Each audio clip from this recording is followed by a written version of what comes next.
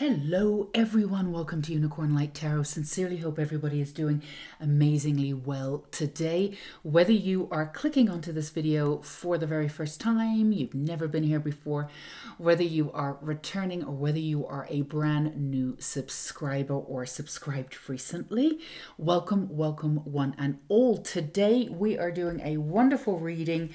We are going to find out which type of light worker you are, and we'll get into more of your mission when we find out which type of light worker you are. So if you feel as though you might be a light worker coming down to earth and working your beautiful magic and light in this lifetime, this is your reading. So there are many different types of light workers, definitely kind of worked in from 1 to 10. So we've got 10 that we will be working with today. But, you know, that's everybody has an amalgam of different types of light workers too. You're probably not just one. So we'll bear that in mind with part of your reading too. And again, get into your mission. So hopefully we'll get you some clarity and some beauty and at the very least support as always on Unicorn Light Tarot. So we're going to start off with, the piles. So this is the representative of your pile 1. So if you are feeling the pyramid motif today, this is your pile. Your pile 2 or light worker 2.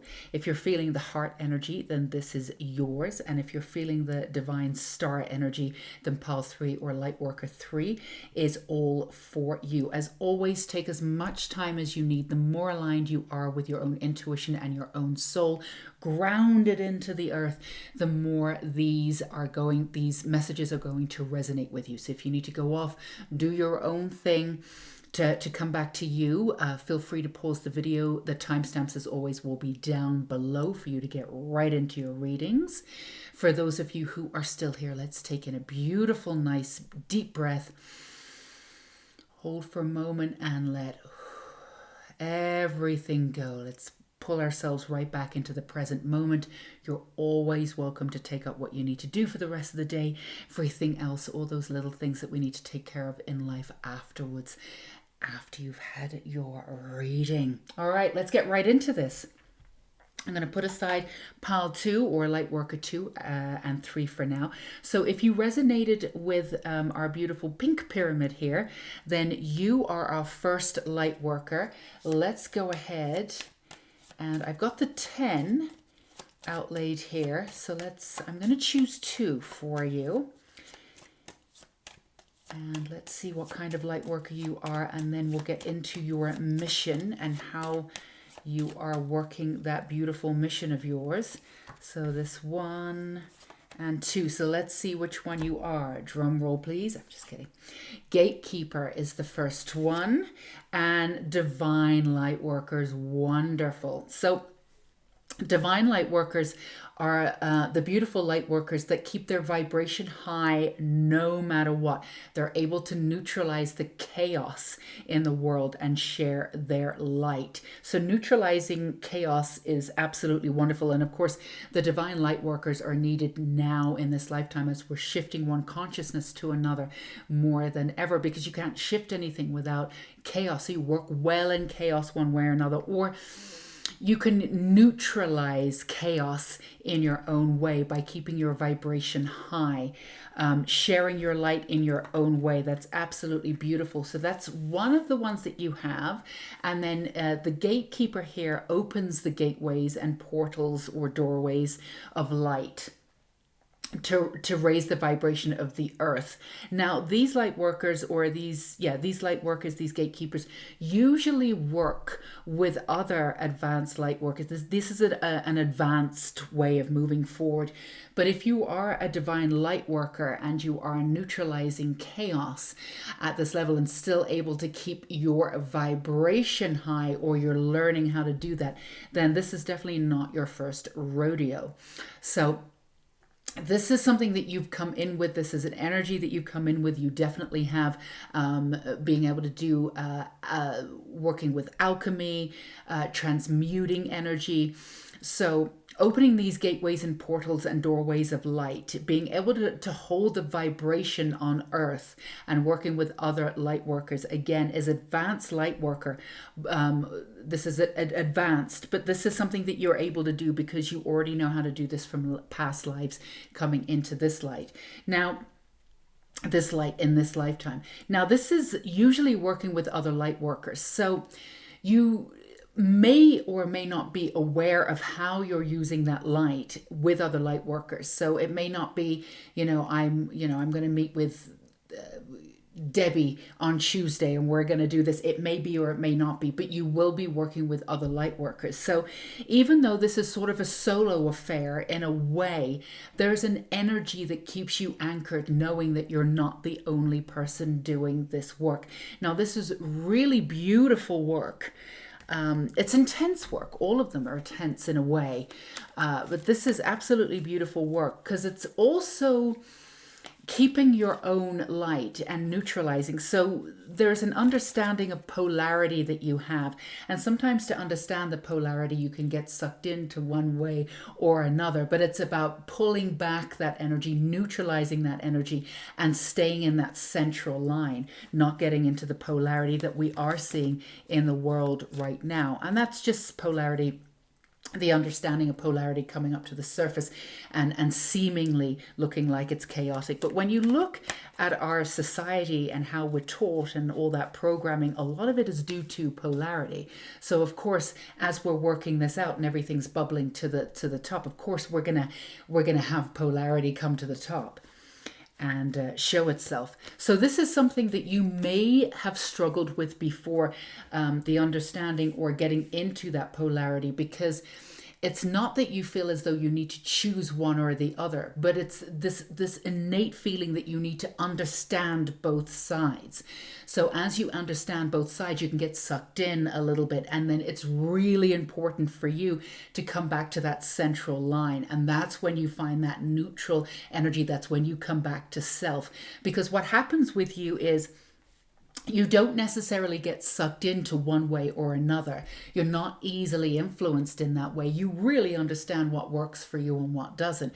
And you make your own choices based on that. You don't need to feel as though you're right or wrong. But what might happen is that you can get sucked into what we call the gray matter, the denseness of the energy of the energy around the polarity of one versus the other, the us versus the them narrative. And this can really bring, because you've got so much light, when you're immersed in that energy, you can really pull in that gray matter, and that can bring down your vibration sometimes. So it's really important for you to not get sucked into any kind of the polarity, not because you need to be afraid of moving in one direction or getting pulled off in one direction or not, but the gray matter could pull you in a little bit. And what that does is that works with you in a very direct way that can sort of seep into your consciousness and then cause you a little bit of doubt here. And why am I feeling this way? Why am I feeling a little not confident today? Why am I feeling, that this is happening or that's happening, or I'm feeling this? This doesn't feel like me. And it's important for you to keep that vibration high and steer clear of that gray matter. So this could be something that's happened for you that you've really had to work with one way or another your entire life. But this is something that would have come up for you, particularly in the last 18 months, about the specifics of keeping your vibration high and how you lend your energy into this polarity existence. Because you're actually here to transmute polarity. You're actually here to get higher than, keep your vibration higher than polarity and not to be influenced by it, which is not a small thing in the 3D world. So for you, but you also have this beautiful gorgeousness of wanting to be open and see all types of point of view. And because you have your active sort of divine light energy, You know that, you're not going to get influenced necessarily by either side, because you're always going to choose what's right for you. Your intuition is clicked in there. So there might be this energy of, no, it's going to be okay. I'm going to look into this. I'm going to look into that. I'm going to, I can keep my energy high. And for a while you might be able to, but you may get sucked into that gray matter again. Keep going on about this, because it's kind of a big deal, because once it comes in, it kind of slimes you. And again, it sort of clogs the wheels a little bit as you work through. And even though your vibration remains high for the external, you can keep it high for what you're supposed to do in this lifetime. For the world, as it were, for the external world, it can, on a personal level, it can really pull you down. So this is something that you are working with. You will learn how to stay in that neutrality completely, and forego getting involved in the circumstances of this, that, and the other. And that's, and again, how you transmute your energy is something that you will be working on a personal level. So how you work with energy for the collective, and how you work the energy and your own personal vibration, is sort of two different things. So learning how to figure that out and correspond that, and really meld those two together, is something that you're going to be working on in this lifetime also. You always put the collective first one way or another, and sometimes your own energy sort of falters a little bit. So one of the things that you need to learn how to do, first of all, is put your own energy first, put your own needs first. Now, the other thing that we want to say to you is, even though you are incredibly powerful and we love what you're doing in this lifetime, you have come here to have a human experience. So the other thing that comes up, that keeps coming up for you, is that you don't have this in an ego way, in any way, shape, or form, but there's an element of you, because you have this old soul and you've done this before and you're doing this advanced work, right?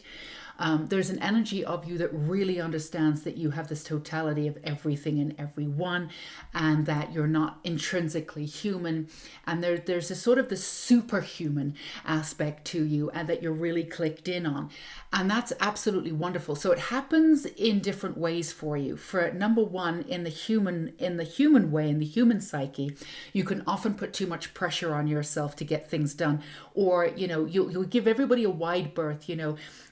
They mess up, they do this, not even mess up, failing, all of these things, all of these mistakes that we need to be able to make, to be able to move forward and learn from them.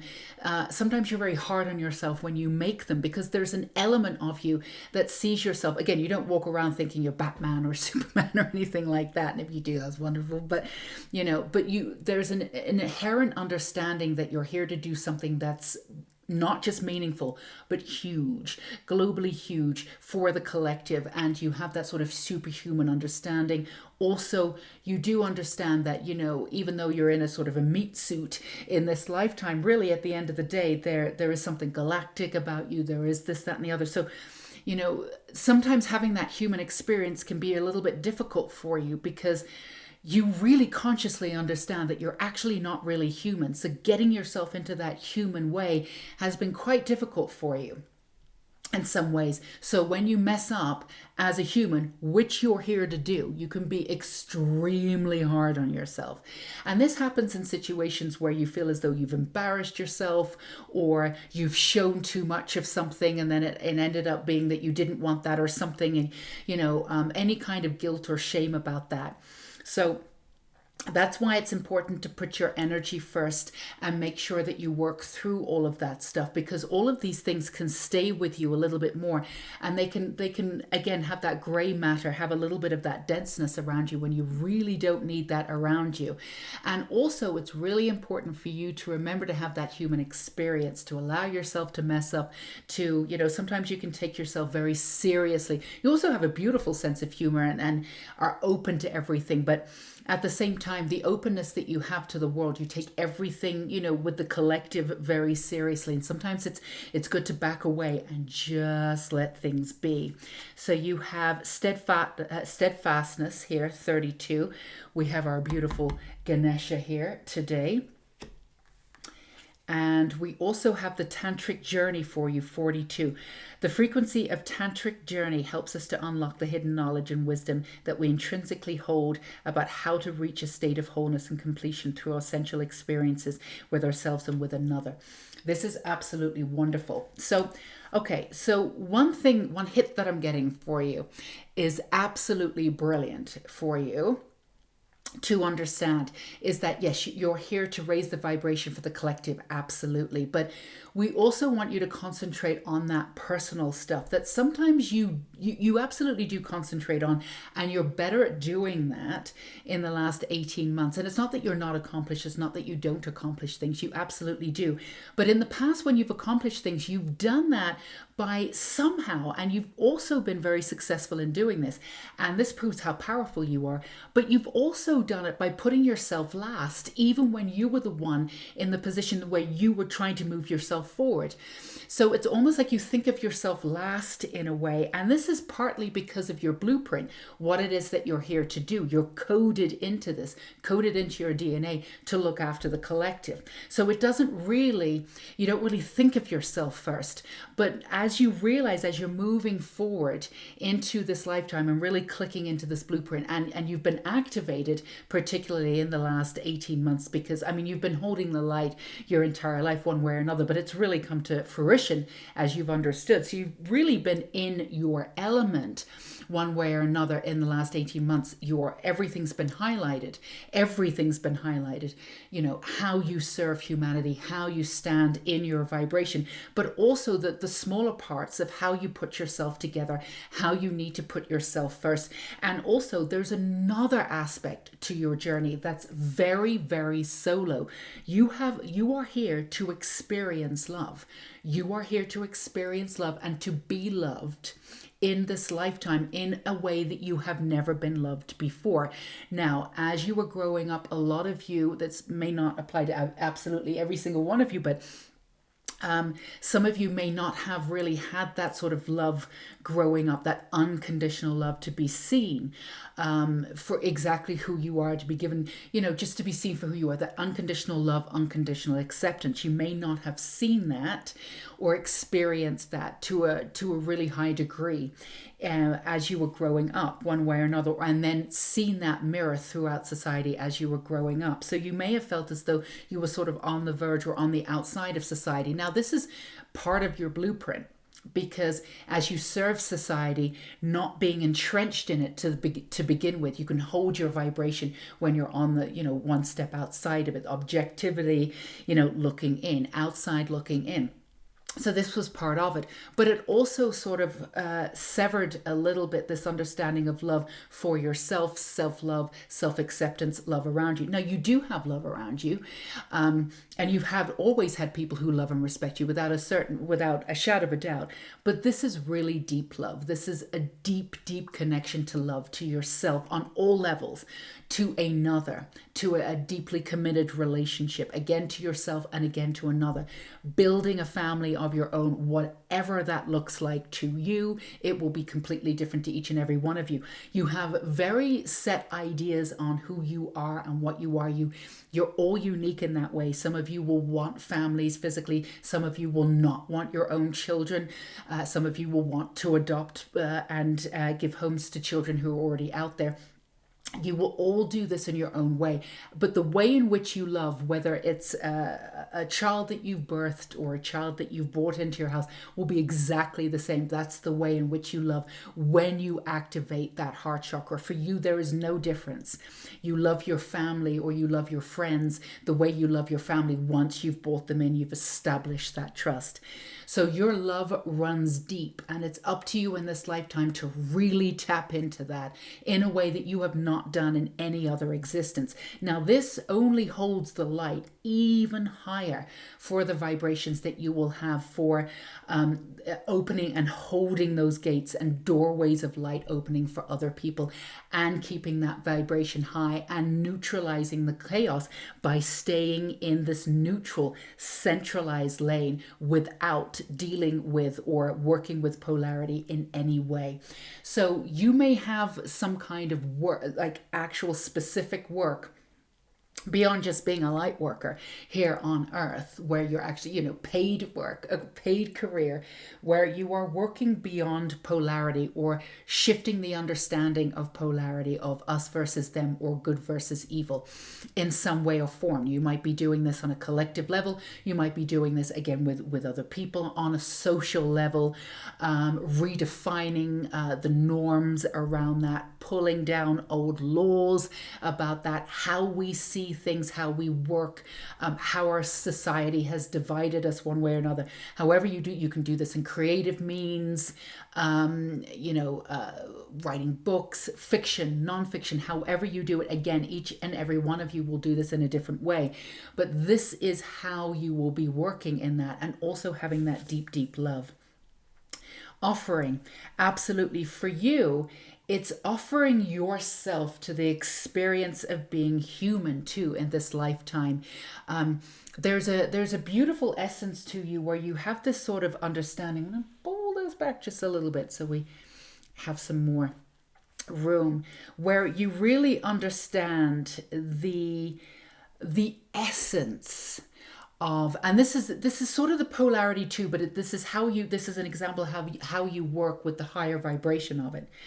You understand that, our lives could be over in a second one way or another. We really don't know when we're going to go. So it's precious and it's gorgeous, and live each moment, and enjoy each moment, and don't take anything for granted. I just saw something recently that I thought was really brilliant. I think it was on Modern Family, and one of their friends made them caviar for breakfast. Oh, we were saving that. And the guy said, why are you saving it? And then they had the best breakfast that they ever had. And they were like, do we save things? Are we should we just be enjoying them? So you have this element of understanding that every moment is precious, this, that, and the other. But you also have this understanding that you, without a shadow of a doubt, it's in everything that you do, that you're eternal. Okay, you're extremely eternal. Now, we all have a sense of this, but yours is very firmly in there. So this is how it works for you sometimes. Sometimes the internal aspect, the eternal aspect of who you are, and really understanding that, and working within the light and with the work that you do on many different levels, it can cause you to not make decisions sometimes, or to deliberate with decisions sometimes. I don't know what I want to do. Because there's an essence that there's so much time you can do this, but you also do understand that the human experience does end at some point, and you will return home. But you also are very clicked in to the understanding of the eternal. So sometimes it can be kind of difficult for you to make decisions, and you might have been accused in the past of sort of having commitment issues. Now, when you do decide on something and it's absolutely what you want to do, nothing and no one, not even a tsunami, is going to get in the way of that decision. You'll do it, but you don't choose that often. And the smaller decisions can be really difficult for you. The bigger decisions are no problem. The smaller decisions, you can be a little bit indecisive one way or another. And sometimes that holds you back from moving forward a little bit because of the energy that you have.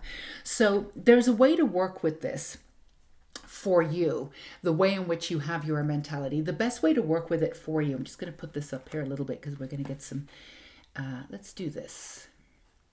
Okay, because we're going to get some tarot cards in a minute. Best way of doing that, instead of choosing something, unless something actually clicks in, it's a big decision. I'm doing this, I'm going to do this course, whatever, and it feels right. Then you're on your path. That's great.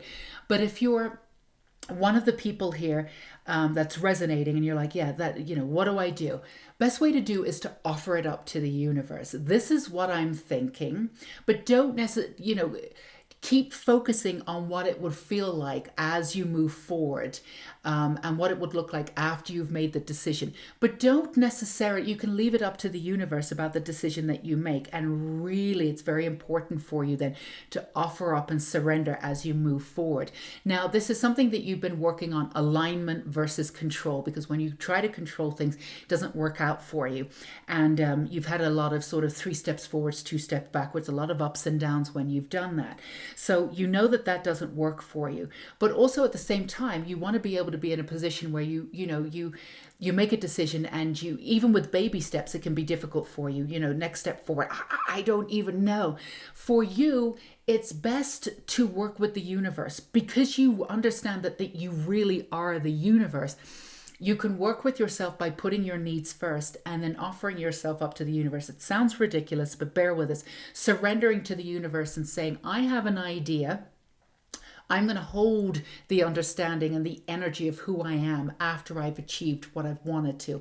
But I'm going to leave all the details up to you, and then start watching for those signs and those synchronicities, because you have the chance to have an incredibly magical life where, when you're telling stories, people go, nah, that didn't happen. That doesn't happen. You have the chance to have that kind of life. Now, for some of you, if not most of you, aspects of that are starting to come into your life now, where things are starting to happen magically, and you're like, where the hell, that even I don't believe it. I can't believe this is happening. Might be happening sort of an incremental level, or just a little bit here and there, but you're starting to get these synchronicities. You're starting to see that this is the way forward for you. Now, there's a part of you that might be like, if I offer myself and I surrender, on paper, that's wonderful, but it doesn't feel like I have any control over my life. It doesn't feel like I'm doing anything. And again, this is the hardness that you have for yourself. I feel as though I'm lazy. I feel as though I'm not doing enough work. Again, this is how hard you are on yourself. Pull yourself back from the judgment.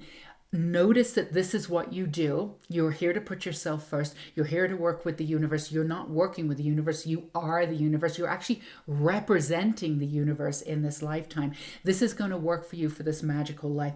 Again, hold the end result of what you want to see and leave the details up to the universe. That way you don't need to make these decisions. You're just listening to your intuition and allowing yourself to go with the flow. This is going to enact whatever it is that you want. It's going to allow everything that you want to come in at lightning speed. The way in which you try to do, where you're trying to figure out your next move, puts you in circles sometimes and gets you frustrated. And then with that energy, you tend to shut down a little bit and then decide to do nothing. And then you really do feel lazy. And then you get into this whatever. First of all, you're not lazy at all. You're just trying to figure out how to pattern, how to work with the patterns of how you work and your specific blueprint and your DNA. The thing is with you as divine light workers that can be a little bit difficult is that because you're working with a vibration, you're neutralizing everything in the collective.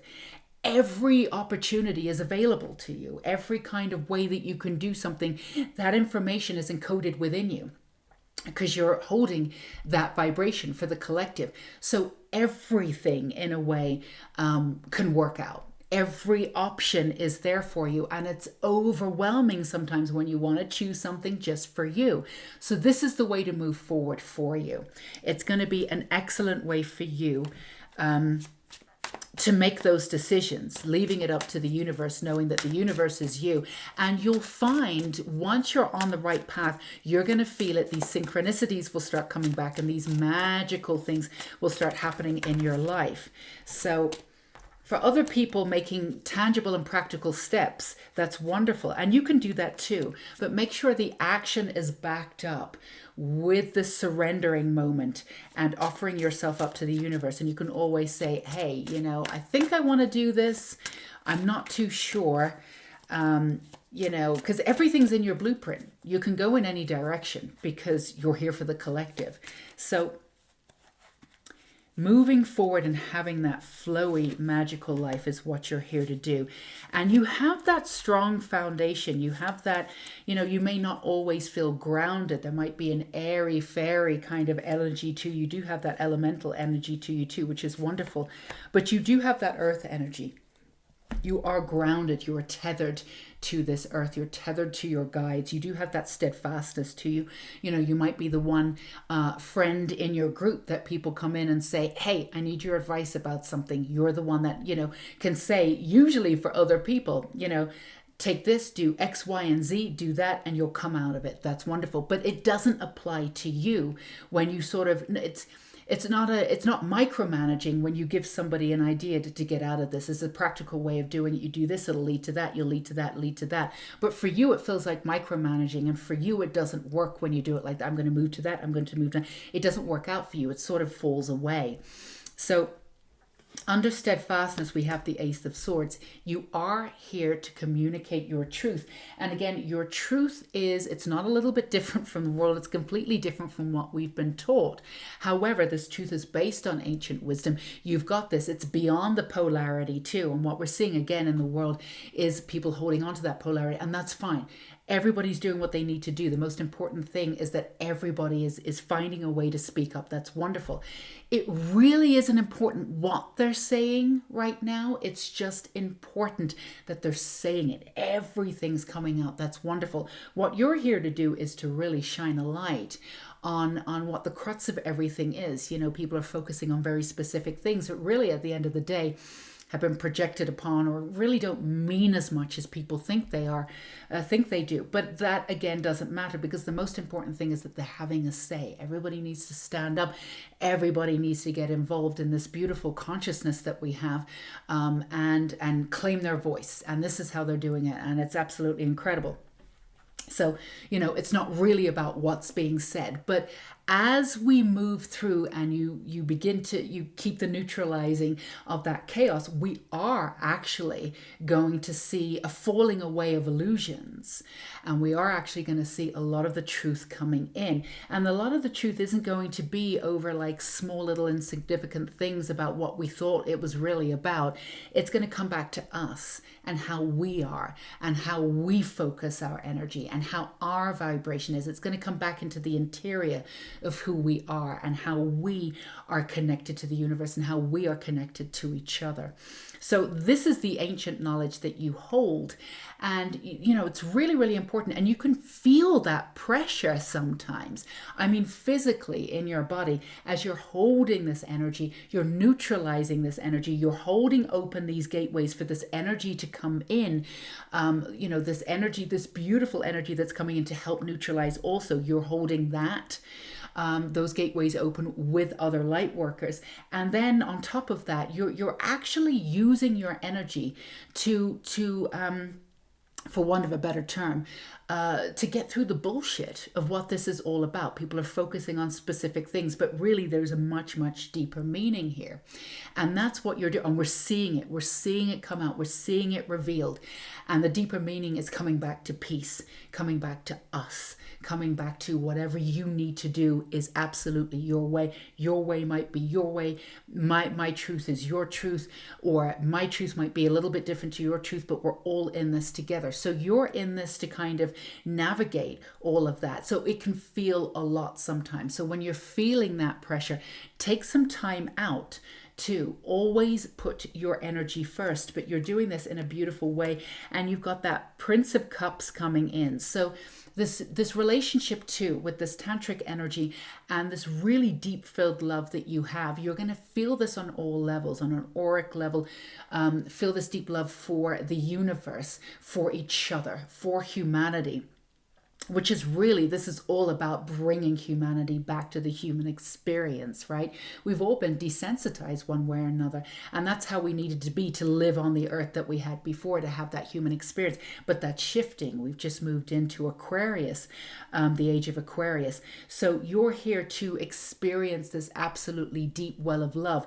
Now, what happens with that is that you have this deep well of emotionality, also using that as your beautiful superpower. And really understanding how your emotionality works, using it as an ally, using it as something not to shut down or use as a shield, but to really use it to activate, so you can love at a deep, deep level. if you haven't already gotten to the point where you're loving at a deep, deep level, there's an aspect of you that truly, truly understands that when you open yourself up to this kind of love, you will love like no one else. I mean, the type of love that you can give is like no one else. I mean, it really does. I mean, it heals the world. So this emotionality, this empath aspect of who you are too is all part of it. And also pile one, this is really, really important. It's so important for you to stay open to being loved. You're much more comfortable with loving. You're less comfortable with being loved. It's about the receptivity in general, allowing the universe to help you out, taking it off your shoulders every now and again, helping out and putting yourself first, and also the receptivity of others who want to love you as deeply as you love too. So this is something that you're coming into too. This is in your blueprint, but this is something that's been activated recently, whether you've met your counterpart already and you're reaching that new level of commitment or a new level of intimacy in many, many different ways, or that counterpart is coming in for you. And then you have the Eight of Cups. Again, the way in which you do things is going to be so different for you. It's absolutely imperative. And we've said this before, and if you've heard it before, please hear it again because it's so imperative for you. The way in which you do things is going to be so different. You cannot compare yourself to anyone else. You cannot, because it will not work. And also, we will go one step further. It's going to be difficult for you to go and get advice from people because they're not going to understand exactly who you are and where you come from and what your legacy is in this lifetime. They might give you, and they will mean it, and they will be very sweet about it, but this generic information that when applied will not work for you. Now, there may be one or two people as you come in and you activate into your soul family here. Some of you have activated into your soul family, but you may not be tangibly around them. But there is a soul family coming in for you in this lifetime that will be in and around you. If you've activated in and around them, then one of them that you know that you can, that actually sees you for who you are and what you do in this lifetime may be able to advise you. But that who you go to for proper advice would be few and far between. Now, if you are in this counterpart relationship, that person will be able to give you advice. That person will love you unconditionally, will also understand and click into an aspect of your blueprint too, because you're here to do stuff together. A lot of you will be in twin flame relationships where you've decided to come back together in this lifetime in order to elevate the universe. So whether you physically work together or not, or whether your energy works together, like you have a company, like a tangible thing that you're doing, you have a company together, or you're writing a book together or something like that, or that your just energy comes together. This is a person that will be able to see you, and that person will be able to give you brilliant advice each and every time. However, if you have not met them yet and you're not clicked into that soul family yet, be careful who you go to. They're not going to give you terrible advice. They're going to give you generic advice, but it will not work for you. It just won't. And it will be quite frustrating when you try to apply it. And then because it brings you back down to this human experience of this isn't working. Why isn't this working for me? I know I'm supposed to be human, but and you've got that, and then you'll be hard on yourself again. So just choose who you go to. And again, there's no maliciousness. There's nothing they want you to succeed, but they just don't understand the vastness of who you are, what you're here to do. So in the interim, don't compare yourself to anybody else. And also, even people, they always say, and I love this too, choose somebody that you love, that you admire, and see how they did it and kind of like copy them a little bit. That's not even going to work for you. It is wonderful to be able to see what you love in somebody that you admire, and take that to heart and do that every single time. But I wouldn't apply how they've gotten there to what you're doing. That's not going to work, because how they've gotten there is before the shift of the new earth and before we've moved into 4D and moving into 5D. It's not going to work for you either. So it's always good to, I always say, the mental Pinterest. Really look at who inspires you and why, and take a note of that, and do that, the type of house you want, this, that, and the other. But how they got there, I wouldn't even worry about that. That's something that I would just let go for you. And, the offering up and working that magic and working in your own system of thought is the way in which you're going to provide the quickest, easiest and most magical way to get to where you are. You really are doing things completely different. And that's okay. You are the universe. It's not like you don't have any help whatsoever. But really, the most important thing to focus on for this reading, pile one, it's really very much about that being loved and that receptivity and allowing yourself to be really, really loved. Little bit in that heart chakra. You keep a little bit back for you because you understand how vast it is. Now, some of you may even be at the point when you're a little bit nervous about blowing it wide open, because when you do, nothing will be the same again. This, again, baby steps. The universe is going to work with you when you're ready. So you never need to work on that. And you've been working on your heart chakra one way or another. This is a different level of activation, though. You've been activated before to be able to enact your blueprint here on Earth. But the way in which you're going to be working with this beautiful heart chakra that you've got is a little bit different. So it's being activated now in this gorgeous way. Let it activate. This is something not to work through quickly. This is something to really sit with, the receptivity of being loved, and really understand what that is, to be cherished, to be somebody's number one, absolutely incredible. And that this is very much part of your human experience. And this is also the gift that the universe is giving you for everything that you've done and everything that you're doing. This deep level of human love. And I just got a little it's so beautiful. And this really is, give me a second here, just kind of move through me. It really is what you're here to experience. So this is something that you're teetering on the precipice of, if you've not already moved into this, and is a gorgeous way of being in this world. And it's something that you've not really experienced in the human form to this level before. And this is the universe's gift to you. So allow it in. Allow it in. Absolutely. So let's choose a couple of these beautiful moon magic cards for you. That may or may not end up being your mantra. Let's see. So we have, I flow towards my goal. I am strongly protected as I go. And you are.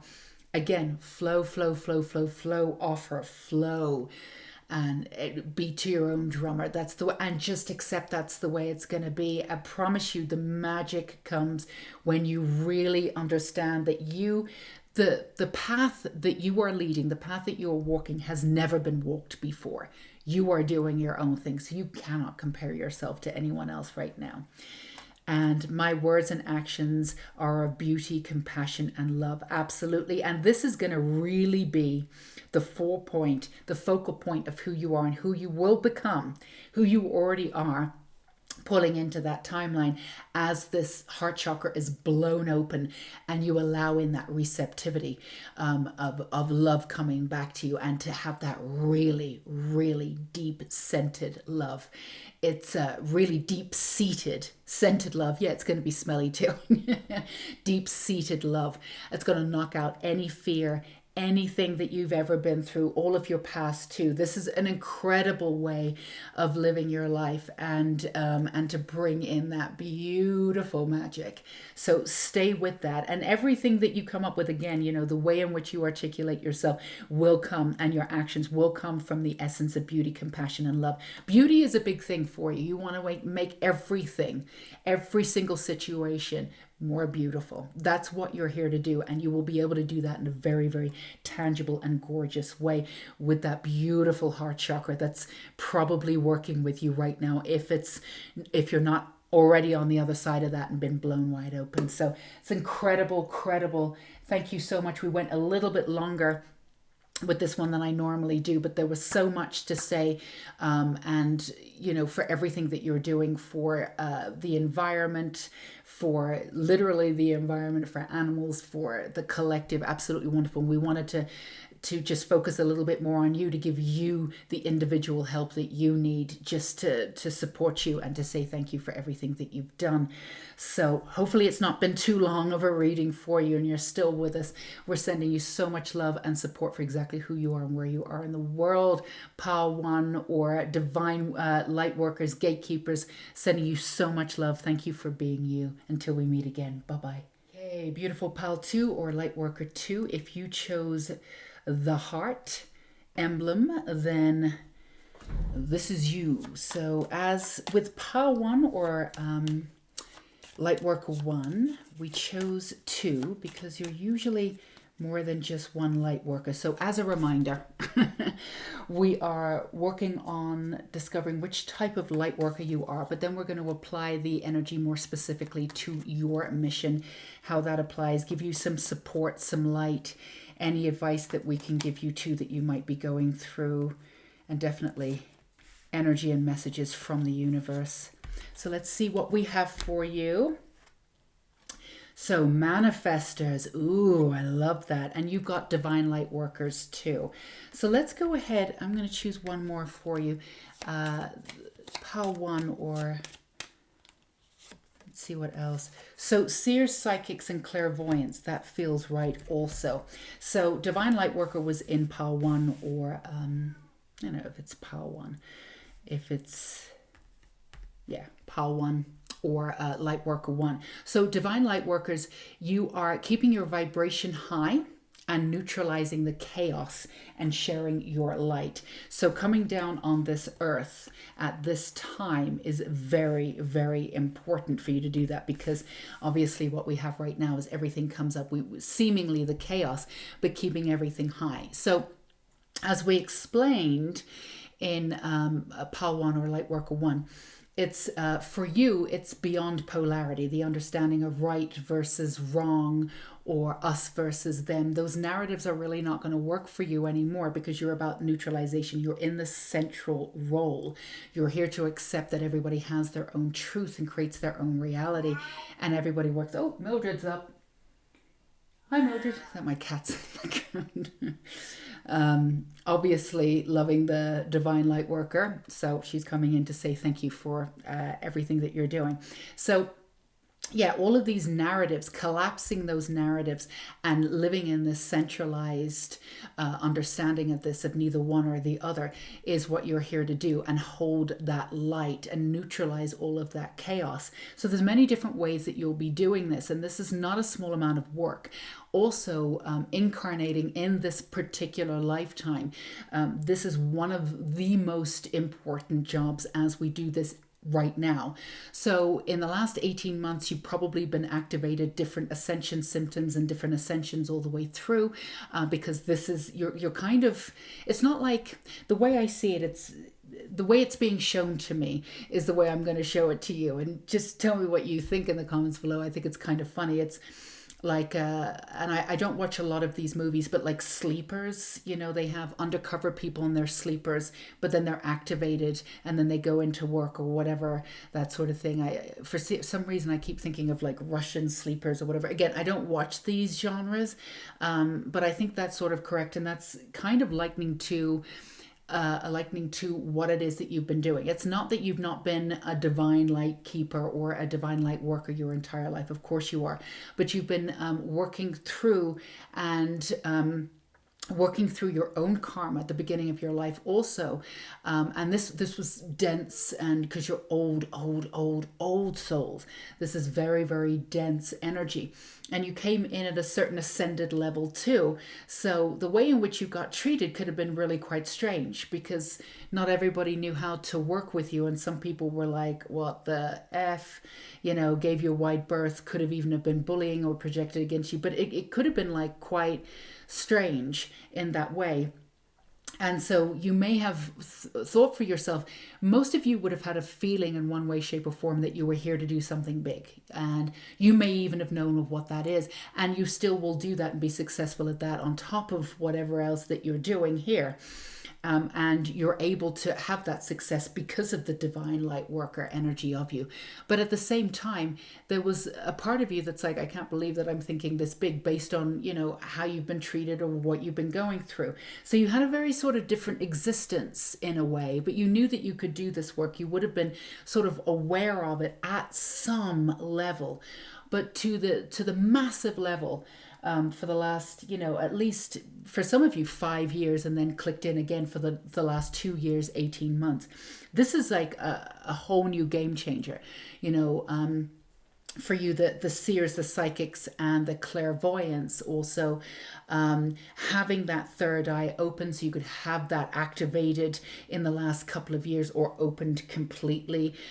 Also the way in which you see other realms and you see through illusions, staying grounded, and usually these folks here, which you are great manifestors also. Now, this can be very difficult because, and as we said before, and it's also fused with the way in which you worked with the divine light here, because you could have been loners and you could have chosen to be loners or sort of forced into the understanding of being loners because of the way people treated you. So that could have been a little bit tough. The other thing is because you're so powerful with the seers and the psychics, the clairvoyants. Put this here for you. I don't want to catch fire. Let's put this back a little bit. Seers, psychics, and clairvoyants are absolutely wonderful, but the best ones are completely grounded.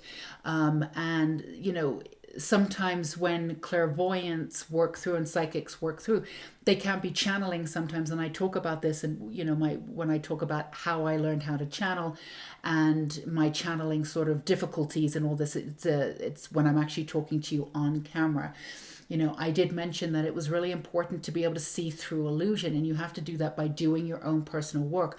Otherwise, you don't know who you're really channeling, and sometimes the messages are filtered through your ego, and they can go off in all sorts of different directions. And we did see that in the last 18 months with really wonderful, wonderful people channeling, various different understandings of messages that were supposedly coming from here, there, and everywhere. It can go off in different directions. And again, not really a big deal. It served humanity in that way, and everything works out in the end.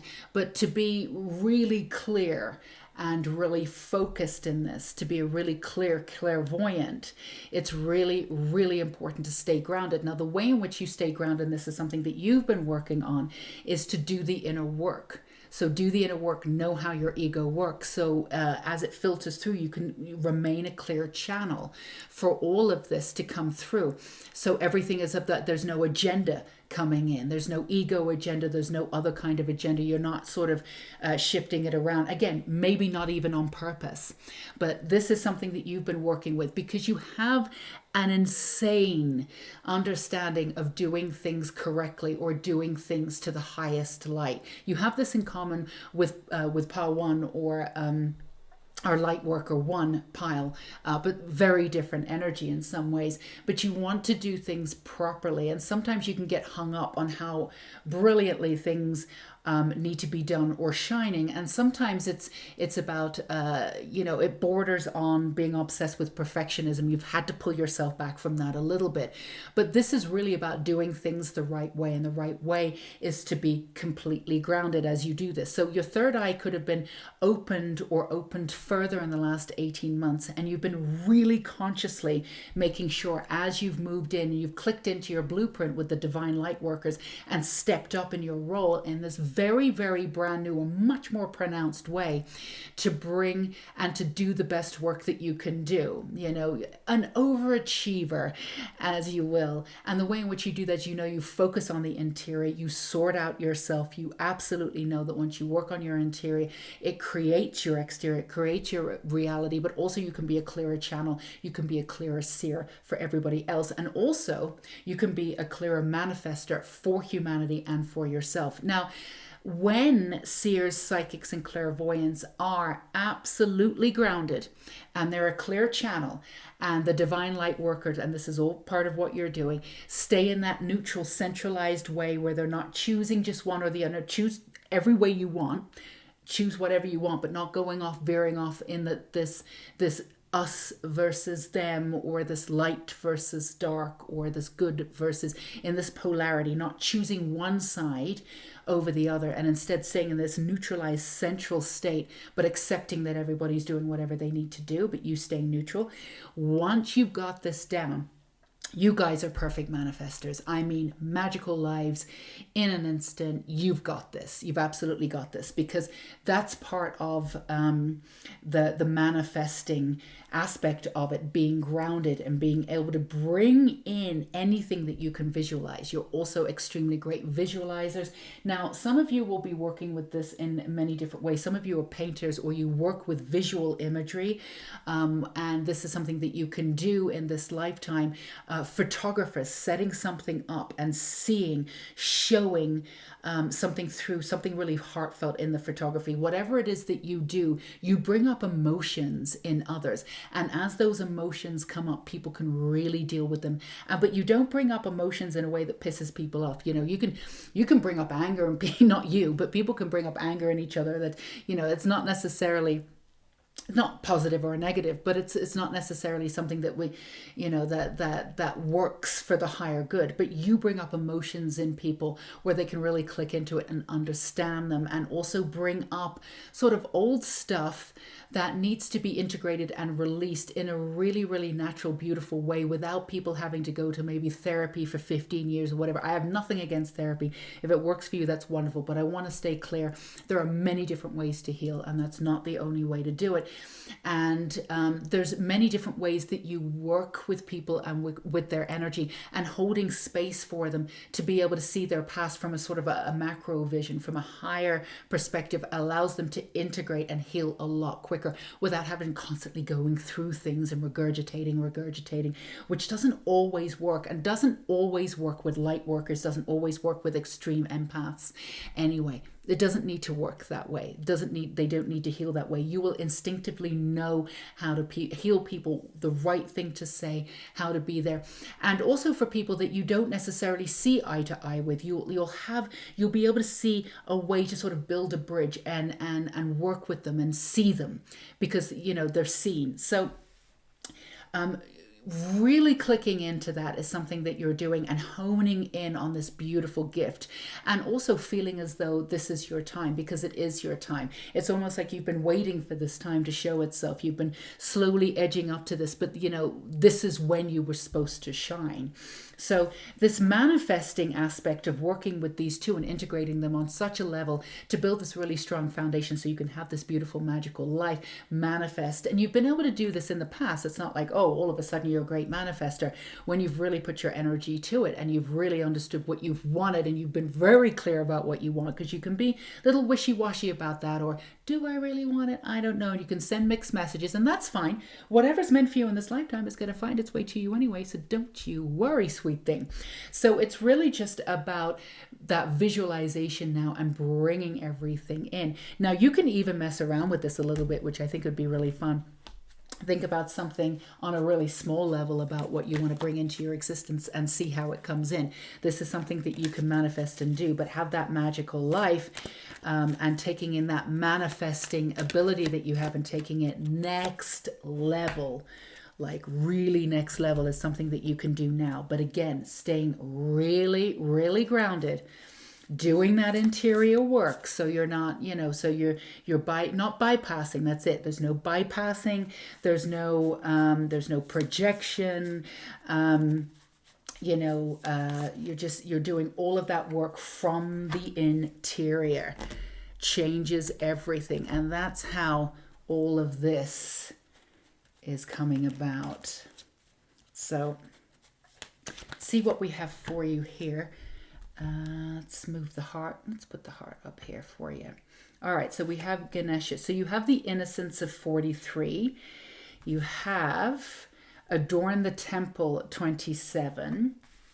I have a feeling this message in some shape or form is going to come up for each and every one of you, because it's an important message. Ooh, passion. I love this.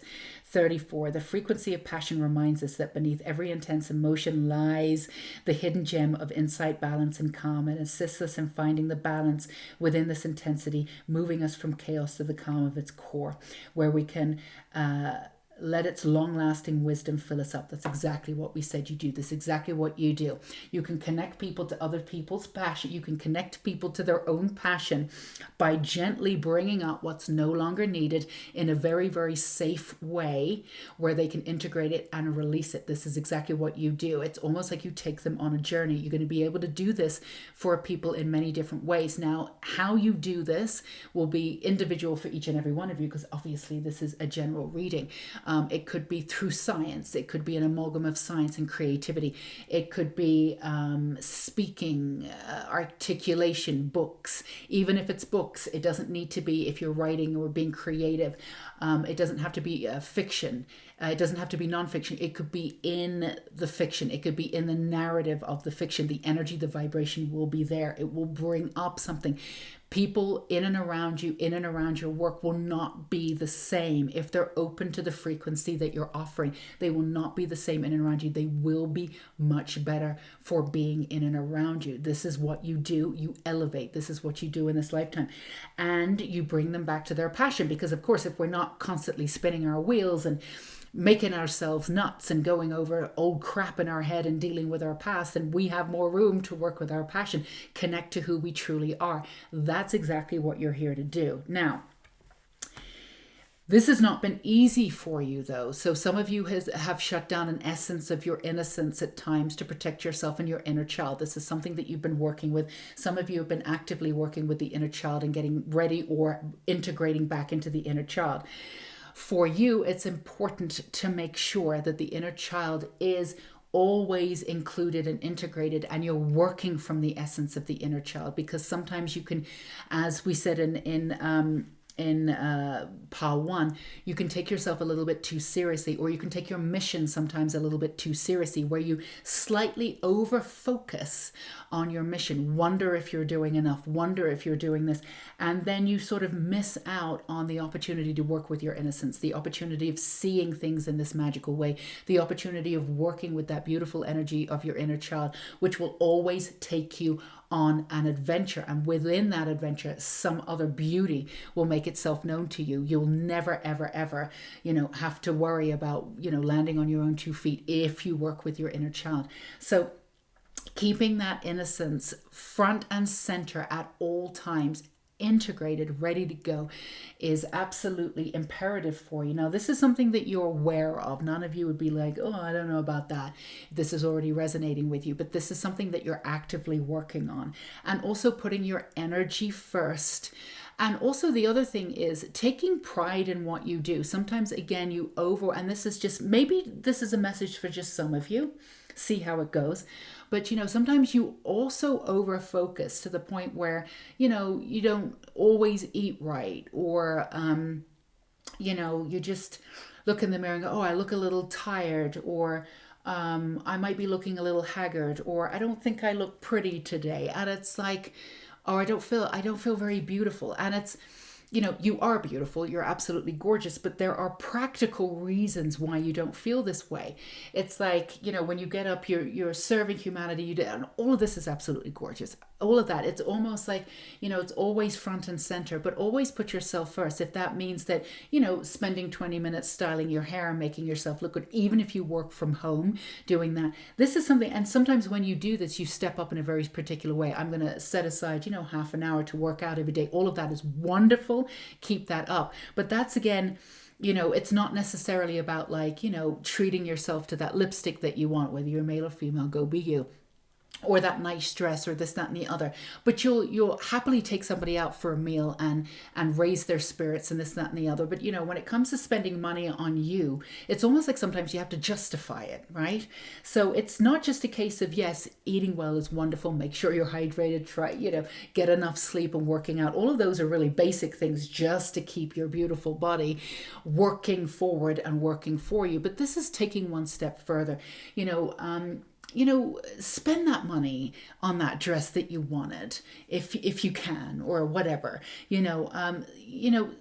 one step further, go and spend that money instead of like cutting your hair every month and let somebody, really enjoy the finer things. And, you're great manifestors. You can bring in the money for this. If you've decided that you want something, the energy of it will be in and around and it will be delivered to you. Take it one step further. Yeah, not just take care of the basics. It's really important for you to put your energy first and for you to feel and look good. Because when you do that, that really helps you out too. That really diffuses some of that other elements of that frustration that you can get if you're doing enough, or if you're far enough, or you're achieving enough, and this, that, and the other.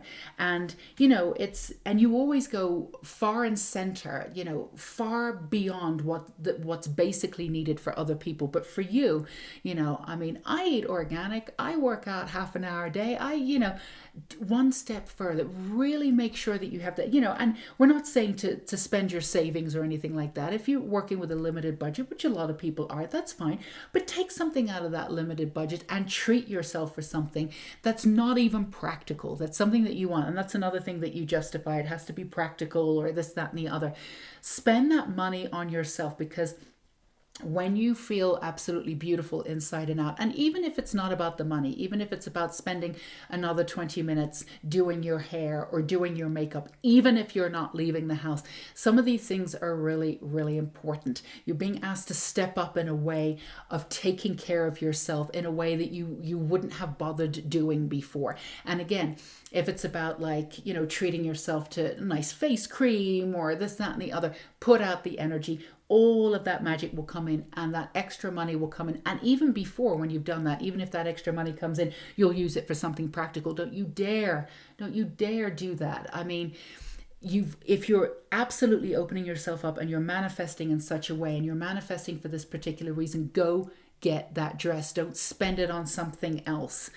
Spend it on something that, is practical. See everything as practical, because if you're in this beautiful dress and you feel beautiful, that should make sure that it's practical, right? Just move your definition of practical and make sure that you are adorning yourself and making yourself beautiful, so you feel beautiful from the inside out. You absolutely deserve it, and you absolutely deserve this extra attention on yourself.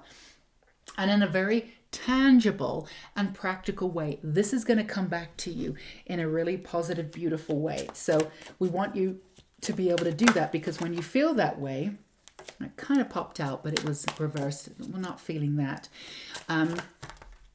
All right, these are coming out. So you've got the moon energy in and around you, but I'm not convinced that's quite for you.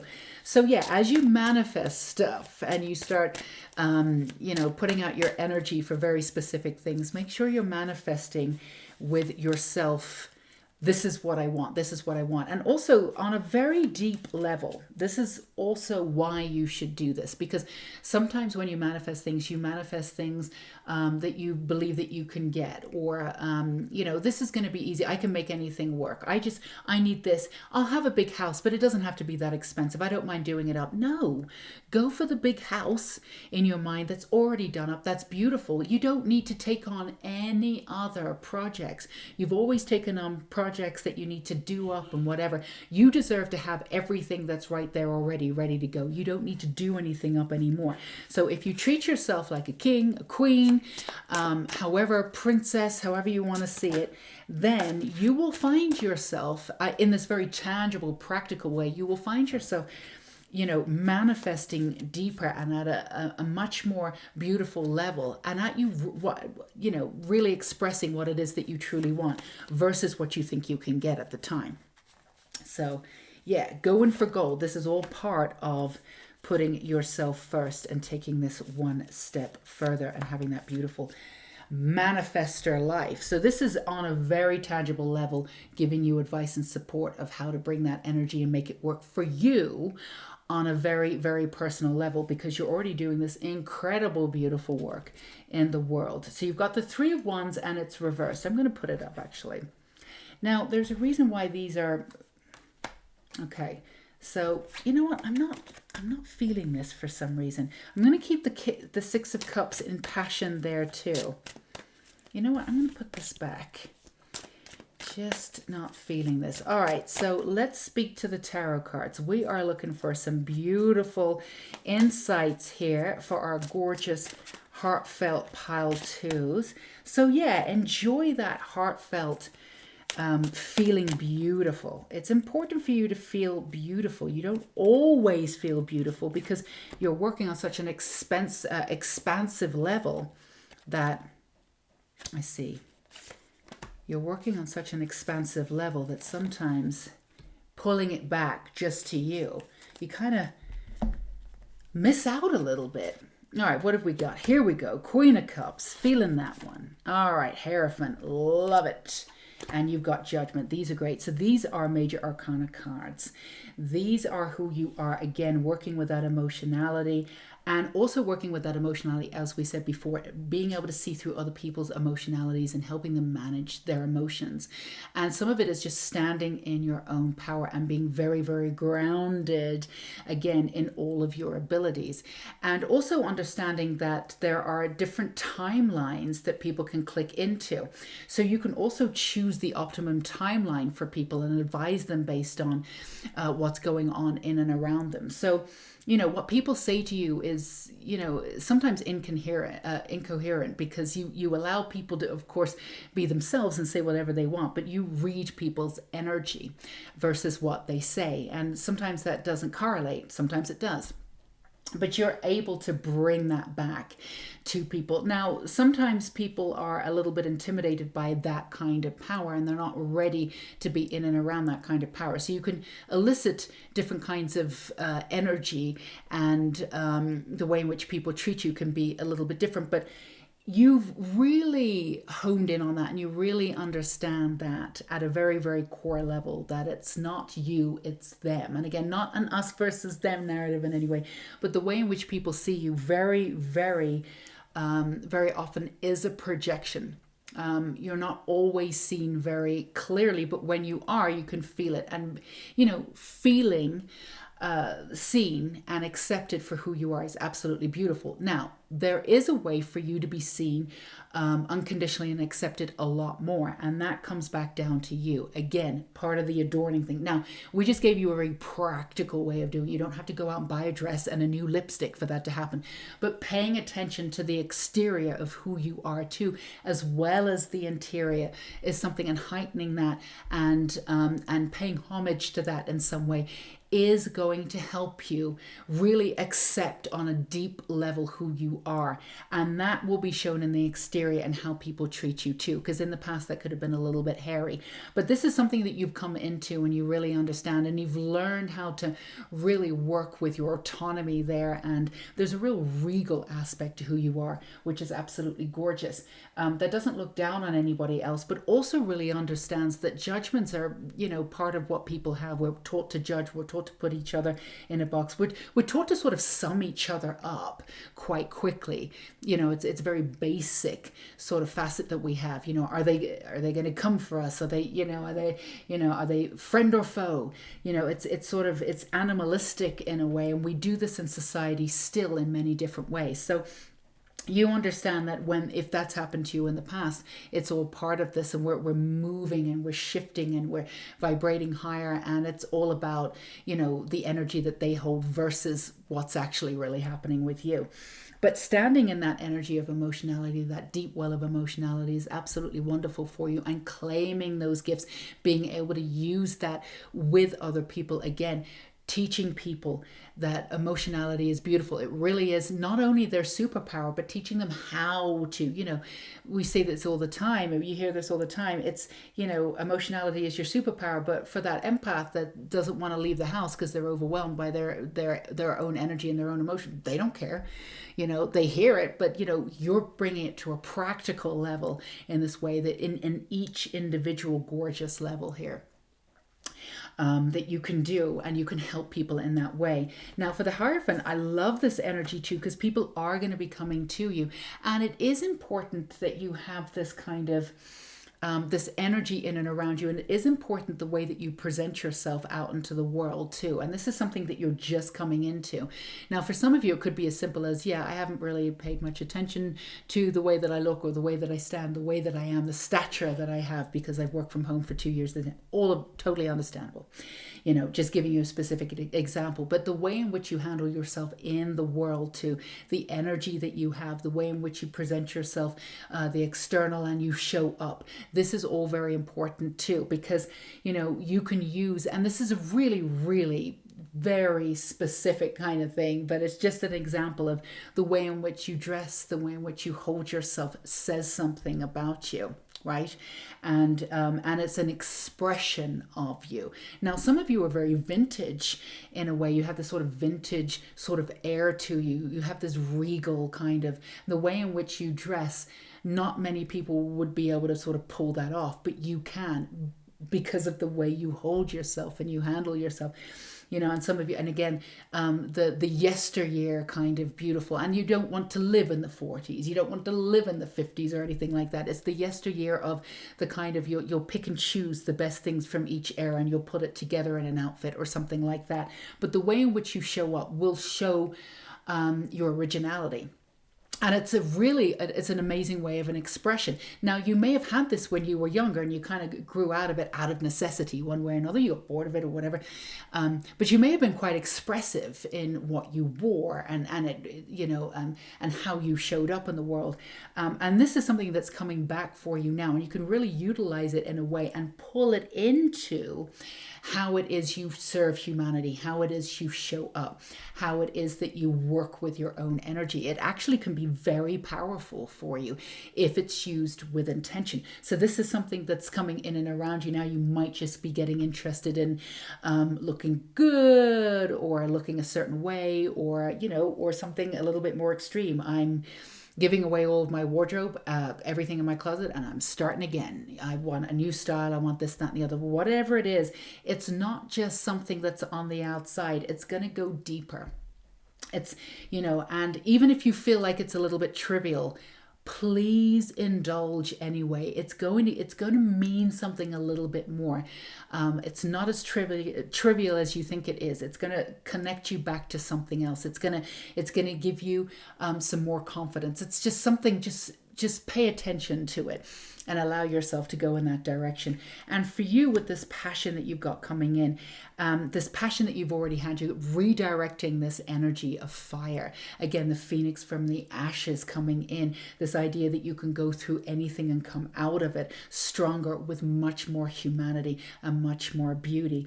And this is, again, with the manifestation, you know, getting people to a good place, understanding how beautiful they are, no matter what mistakes they make, or whatever it is that they've been through. So this idea of judgment, you want to shift this in this way, the way in which we judge, even the way society judges, you know, the way in which you do that, you're going to handle this and break this down. That's part of your divine light sort of co-production with the universe. And of course, you're the universe. So it's co-production with yourself. But the way in which we judge, the way in which we, you know, this judgment has occurred, the way in which all of this works, like laws and systems, you know, pulling that down, or watch them work, or working outside of the system and building beautiful systems outside of the systems that are already crumbling.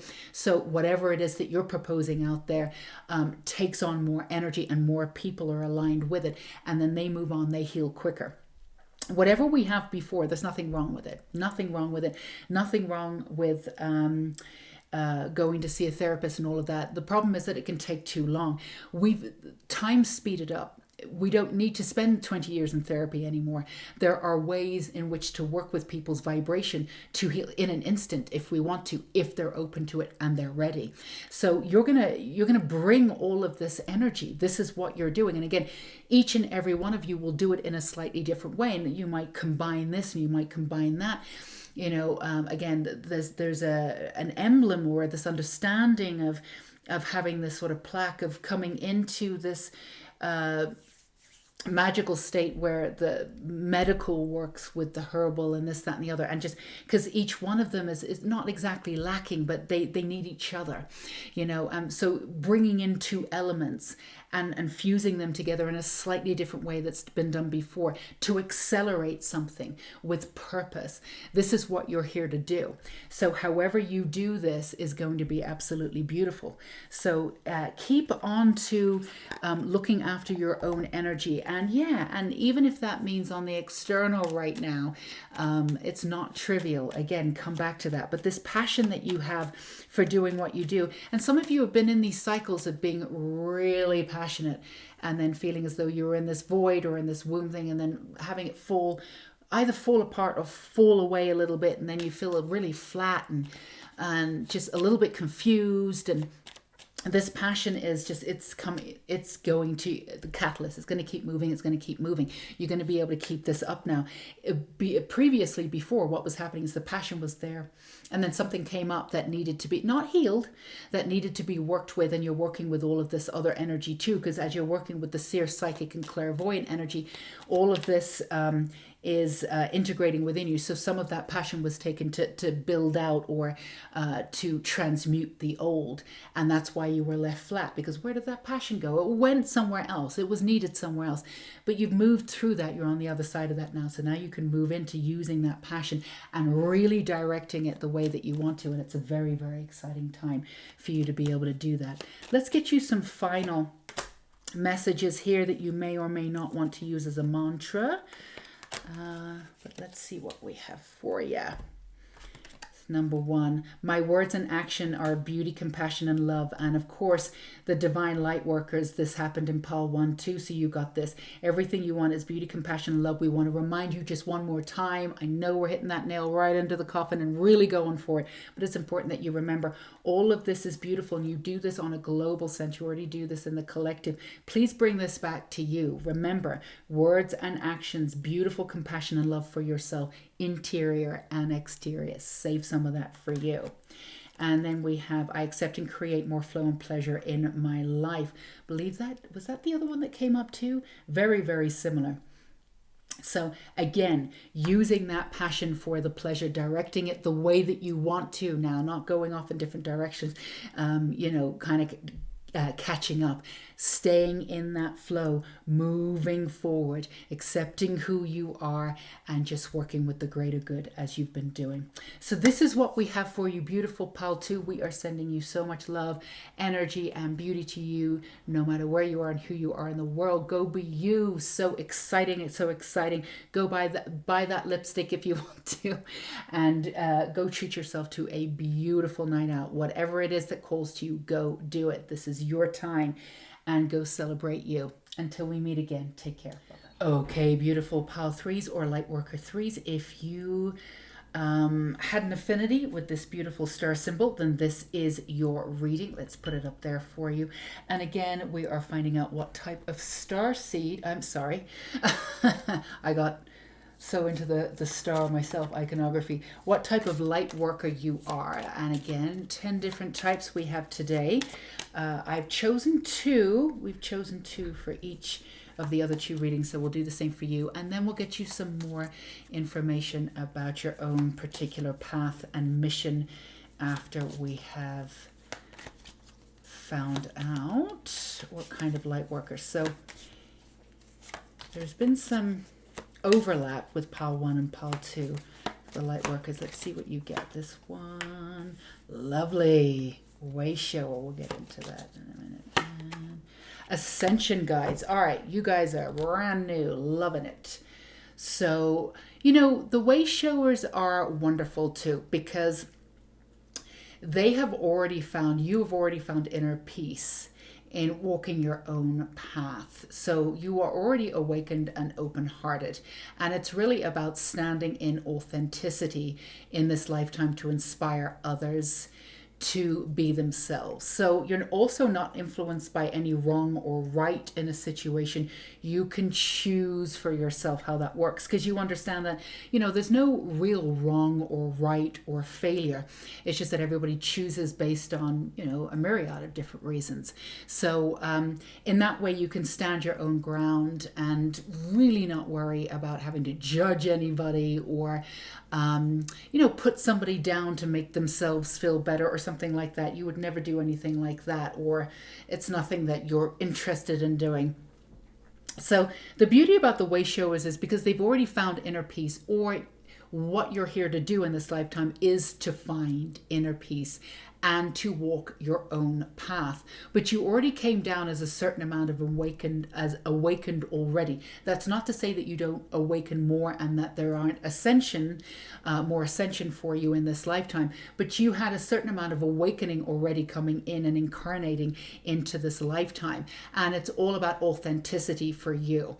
Authenticity for you, for others, holding space for others to be authentic. And of course that means when everybody's authentic, they are their own selves, beyond the notion of right and wrong, good or bad, this, that, and the other. And of course has nothing to do with, these rules that we've made up in society that really doesn't suit everybody and doesn't really allow for this authenticity, and sometimes actually looks down on it. And all of that is crumbling now.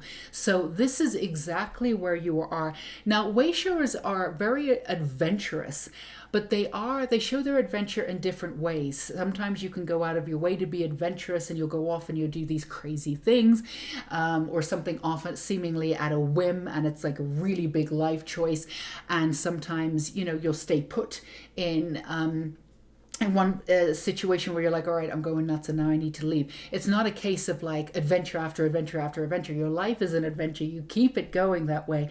But, or you could be continuously adventurous, moving off and doing all sorts of different things, not really wanting to have, constantly moving, constantly working, and moving forward and doing things differently to everybody else. So you work slightly differently. Now, ascension guides, again, are already ascended beings dedicated to the ascension process in this lifetime. They are guides for others, and it's a very, very important role, especially in this lifetime.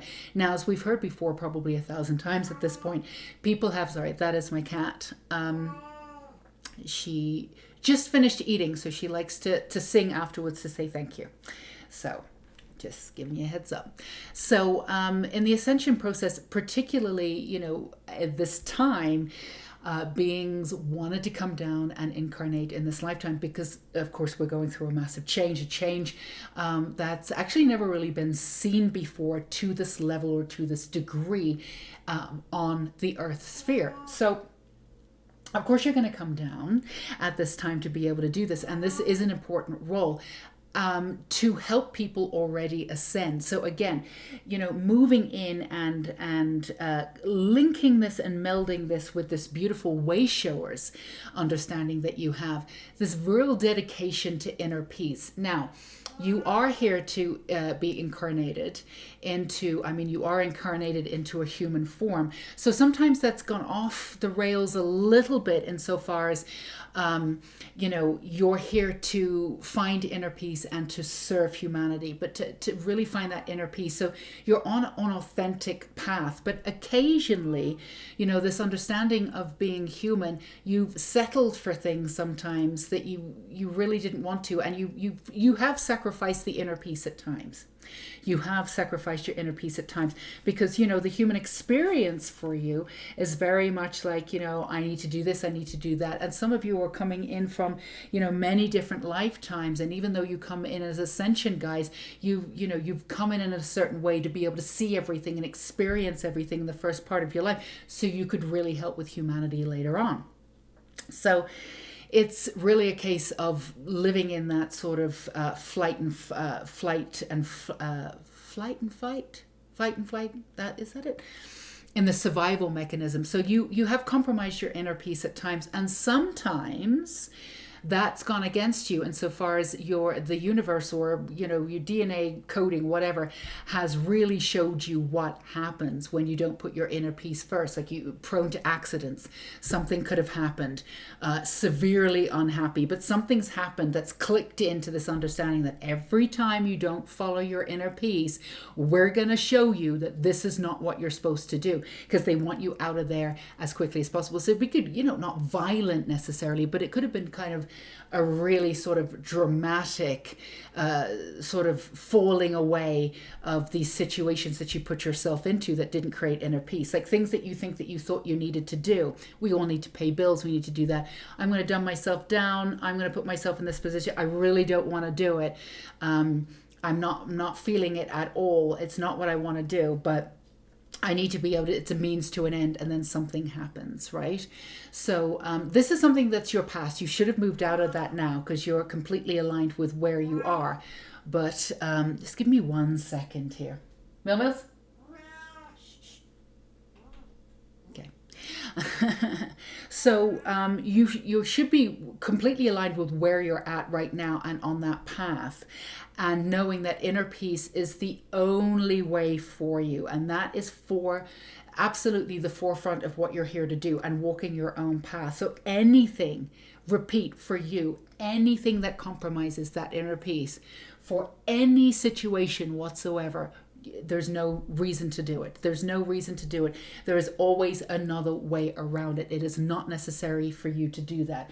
And again, in the past, what they've done is they've shown you quite drastically what would happen if you stayed on that path, and then you had no choice to get out, even if you had an accident at work or something like that.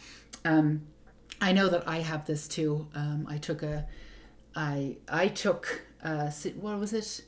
I took a waitressing situation once, and it was in a really dark place, and yeah, it wasn't good. And I actually fell, and I hurt my foot really, really badly, and it's still not 100% healed. I'm working on it now because there's still things that I need to release from that. But I got a rude awakening from taking something that I wasn't at all happy about, and I'd received messages, this isn't a good place to work. This isn't, this, that, and the other. But I decided that I was one of those, I could make anything work, and even though it was completely dysfunctional, I made it all work and made the best out of it. But the universe was like, no, we showed you, and they got me out of there. I didn't last 3 months, and I never went back to doing waitressing or any kind of that work ever again, even in smaller moments when I'm like, I'm tired of working from home. I just want something where I can meet a lot of people and just be there for people. And yeah, I don't do that work anymore. So that's just a very specific example of what can happen if you don't follow your inner peace. That is forefront of what you're supposed to do in this lifetime. And again, this came up mainly in Pal 1 or Lightworker 1. In that reading, that standing in your authenticity, which means that you are going to create your own path in this world. So again, don't compare yourself to anyone else or how they got there. It's not going to make any sense. It's all about how you do it. And again, if you focus on your inner peace, if you focus on your inner light, your way forward will always present itself to you. Now, you are here to help people ascend. So that's very important in many different ways. It's an extremely important role. So it's extremely important that you stay impartial too, and don't get carried away with the chaos of whatever it is that's going on in and around you. And that's in a very personal way in your immediate environment and in the collective also. So keeping grounded and keeping your own energy first is going to be extremely important for you, so you don't get pulled off in many different directions, because some of the realities that are out there, they're very, very strong. They've created a lot of extra energy because they've tapped into aspects of the collective. So it's important for you to stay grounded and keep your own way of doing things, and to stay impartial. Again, people can go off with their own realities. They have absolutely every right to them. Earth is a free will zone, but it's up to you to create your own path, because if you get involved in any one of those specific realities, it may impede in some way on your beautiful inner peace, and that's something that you won't be able to perform as well as you would like to. And you're very clued in and connected to your DNA and to the way in which you work in the world. So if you don't feel as though you're being of use, if you don't feel as though you're stepping up, if you don't feel as though you're working, within humanitarian, raising humanity in some ways. It can be tough for you because you feel as though you get a little disconnected, you feel a little discombobulated. So it's important for you to not have any of that energy in and around you, that stagnant energy or that chaotic energy, to let it in, so it pulls you back from what you're here to do. So we have revelation, wonderful. Adorn the temple, that came up in pile 2. And you have synergy, 41. That could mean something to you too. The frequency of synergy supports our allowance and acceptance of not so obvious, never seen before combinations and unions that result in new ways of functioning, working, thinking, relating, loving, and being. It reminds us to embrace the unfamiliar so that new yet exciting co-creation can give birth to new reality. So this came up a little bit in each one of the readings, but this is very, very firm for you for revelation. You are here to bring in new ways of thinking and new ways of being. Now, this could be based on sort of ancient ways of, and certainly ways that we've seen before, certainly in galactic measures, elsewhere, but you're here to bring them here, and you're here to bring them, keep seeing, in bite-sized sort of ways, to spoon the folks in a way. If that sounded a little condescending, I didn't mean it to sound like that, but it's revelation. It's to bring people back from illusion. There's a lot of illusion out there, a lot of things that are going on, and people are working through it. People are working through the illusions so far. There's things that are being projected on, but they need to be projected on so they can have something and work through it. That's just the way it's working. So you're here to bring in all of these different combinations. You're here to bring in different ways of seeing things that, again, may have been based on other life forms or in other ways that we've seen before, certainly before sort of the patriarchy and other things came in. But you're here to bring them, again, in a brand new way that serves the masses. There's also a hierarchy here for bringing back essences of the divine feminine and standing in the receptivity of the divine feminine, and standing in that own energy. And part of the way you do that is by standing again in your own authenticity and saying, hey, just by standing in your own authenticity, I can tell you this stuff works because this is how I live my life. And this is how I look, and this is how I am, and people are going to want that. So, but the stuff that you're bringing up is, in some ways, is not small. It's going to change people's lives. You've got the revelation here. So, the timing of this is really interesting. If you came up with all of this stuff 10 years ago, it wouldn't have hit home. And if you'd come up with this stuff a year ago, it wouldn't have hit home. There's a divine timing element. It would have hit home with a few, certainly, but not with the collective, because the collective was going through some illusionary stuff that needed to happen first. So you understand how people move and how the collective works through things, and that's why you can neutralize to a certain degree, like the divine light workers, you can neutralize the chaos a little bit for the external, but you do this for yourself. But one of your key beautiful things that you have is that you really truly do understand the essence of timing. You do understand when it's time to say something, when to step up. You also know when it's time to move forward and when it's time to stay still. And it's also time to maybe step backwards and see what's going on. You have an element of time for you. You also know that when you push outside of that time period, things like they don't come to fruition. You understand that, and you can get a little irritated by that and frustrated. And in the past, you've tried to push things occasionally, not because you're pushy at all. It's because you feel as though you need to be moving forward. You need to be moving forward. And the one thing that you've had to learn and you've had to really figure out is this divine timing, clicking into it, trusting it. And part of that is coming back into yourself and trusting and working with that intuition, which is something that you're absolutely doing.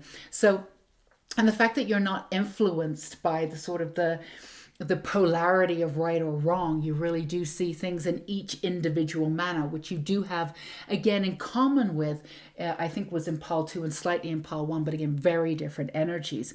So, but you're here to bring in that synergy. You're here to really bring in all of these different types of information. Now, you may not have to bring in the information yourself. We will find out in a minute. Just by standing in your own authenticity and piecing together what works works for you may be enough for others. The beautiful thing that you have is there's so much information out there. And some of it is worthwhile, some of it's misinformation, some of it's wonderful. And then out of like 10 pieces of information, you'll take the one piece that absolutely resonates and you go, this is absolutely wonderful. And you'll move on to the next thing. You'll take the one piece and you take the one piece. And then you'll take all of the one pieces of information that were really, really relevant. You'll put it together and then you'll use it in the ascension process. And that's what we need too. We absolutely need this at this time. So what you're doing is absolutely brilliant. So it's almost like, you get this nonfiction book, you get this healing book, right? Self-help book. And out of the 10 chapters, one chapter absolutely resonates with you. And it changes your life, and the rest of it is nothing wrong with it, perfectly fine. But you've read it before, and it doesn't hit home in the same way. It doesn't, how that author is presenting themselves doesn't really. You've heard it before. It doesn't shift. But that one chapter was worth every single penny that you spent on that book, right? So what you do is you collect this information. You take that one chapter out of every single thing that you see, and you put it together in this one collective medium. So when people come to you, you're presenting this information that's wow, wow, wow, wow, wow. And you're saving everybody time and energy by doing all of this other stuff, what honestly could take years of going through, of picking this and picking that and picking that. And what that really does, you take it to the next level, which is really cool. You activate something within that person because they're having all these wow moments, and then they go off and they do the same thing. So this healing that's happening, this understanding that's happening, this beautiful sort of resolution that's happening. Oh, this is happening. Wait, I've been acting like this. Oh, I totally get why I'm doing this now. Let's do this now. And these shifts are happening collectively so much quicker because of the energy that you have. Now, the way in which you're presenting this information, again, could be just the fact that you're standing there in your own element, or you have this practical way of doing this and pulling that together and then presenting the information. Each and every one of you will be slightly different here. And again, adorn the temple. It's coming back to making sure that you put your energy first. Sometimes you can get burnt out. And this is kind of a painful thing for you with the burnout, because when you get to that point, you're really burnt out. So pull yourself back and make sure that you understand that you put your energy first. This can be really difficult with the way showers and the ascension guides, because humanity is there, the collective is there, that's front and center, and it's encoded in your DNA. So you've become a lot better, Pile 3, about putting yourself first. Excuse me, well done.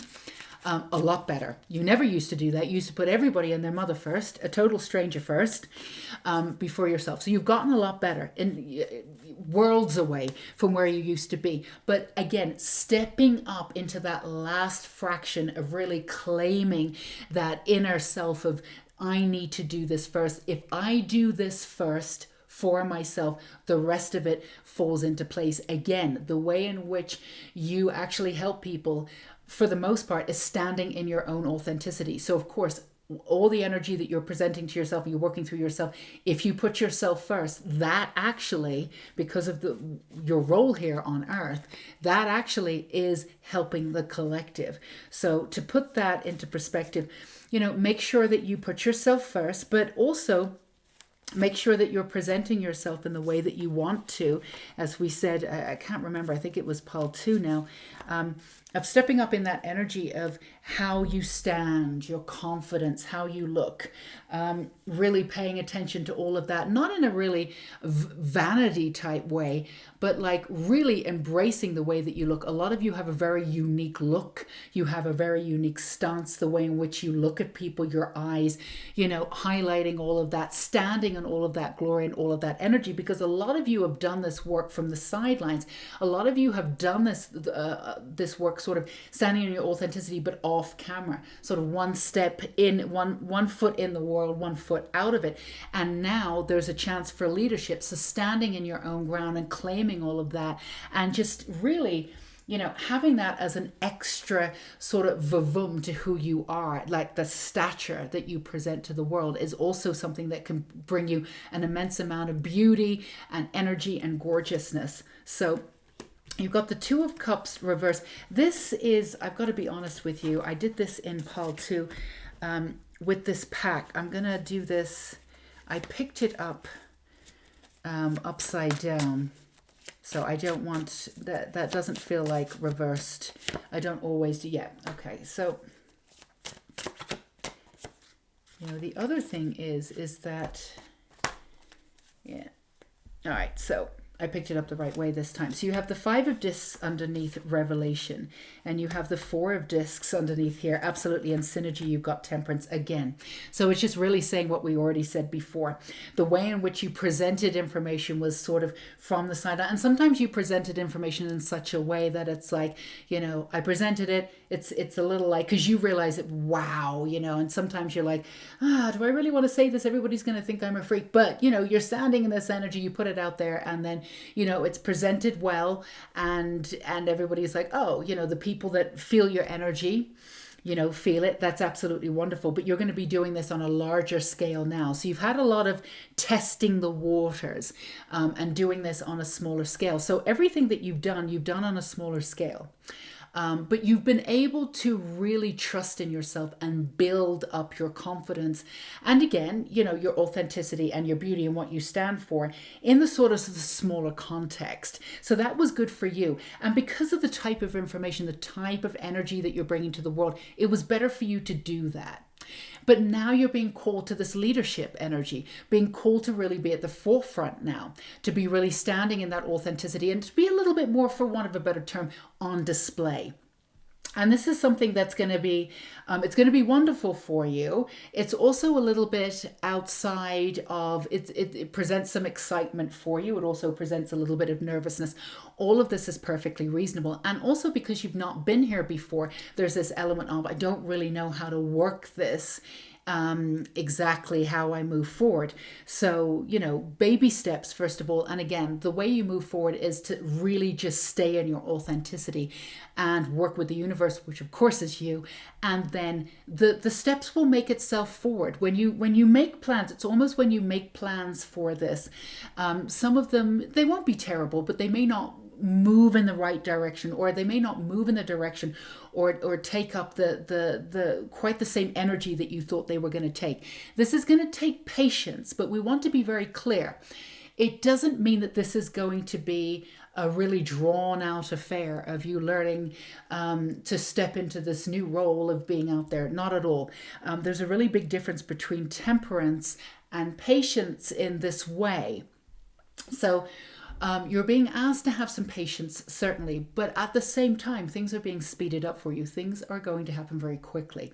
So they will happen more quickly for you if you stay in your authenticity and you stay in the knowledge that if you stay in that authenticity, the next baby step, the next step will make itself known.